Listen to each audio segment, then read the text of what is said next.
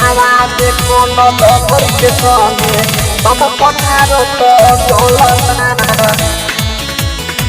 बाबा पठारो तो डोलना सरदार रिकॉर्डिंग स्टूडियो मौलापुर बाजार। हवा देखो नगर के संगे बाबा पठारो तो डोलना बोलबम बोलती बोलती चढ़त सुइया हारे बा बोलबम बोलती बोलती चढ़त सुइया हारे बा नेहावा देखन लभर के संगे बाबा पठारत जलबा नेहावा देखन लभर के संगे बाबा पठारत जलबा बोलबम बोलती बोलती चढ़त सुइया हारे बा बोलबम बोलती बोलती चढ़त सुइया हारे बा नेहावा देखन लभर के संगे बाबा पठारत जलबा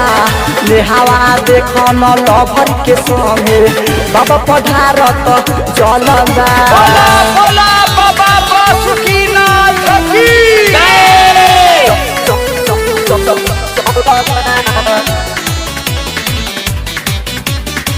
बाबा पठारो तो डोलना हवा देखो नगर के संगे बाबा पठारो तो डोलना ओहो करेला कल रहे सावन के सोमारी देव घर जाए खातिर कइले तैयारी ओहो करेला कल रहे सावन के सोमारी देव घर जाए खातिर कइले तैयारी कान्हे पकावर लचकती बारे करत खूबे धामाले बा कान्हे पकावर लचकती बारे करत खूबे धामालबा नेहावा देखन लभर के संगे बाबा पठारत जलबा नेहावा देखन लभर के संगे बाबा पठारत जलबा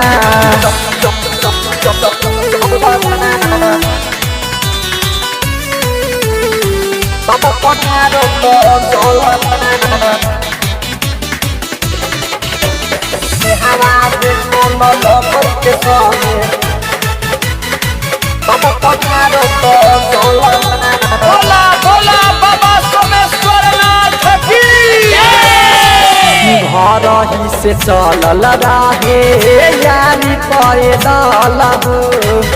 भोला जी के भगती में रहे मगन हो घर ही से चलल रहे यारी पैदल भोला जी के भगती में रहे मगन हो बोलबम बोलती बोल चढ़त सुइया हारमा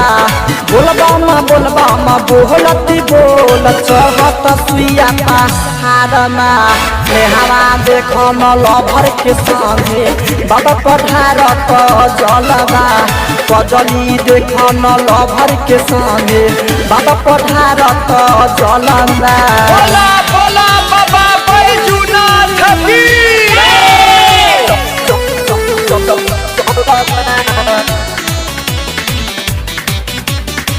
बाबा पठारो तो डोलना हवा देखन लभर के संगे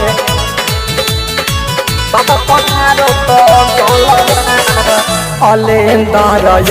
हमूल के दिया लभर हो हरि किशोर हसमुख गावेला भजन हो अलेंदर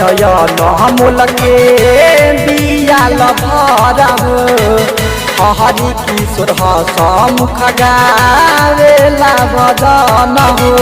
मीरा जदू के से बोलबम के नारा लगावत बारे हरदम हो मुकेश मीरा जन बोलबम के नारा लगावत बारे हरदम हो बजलिया अपन लभर के संगे बाबा पधारता जल हो नेहावाया अपन लभर के संगे बाबा पधारता जल हो। शारदा रिकॉर्डिंग स्टूडियो मौलापुर बाजार।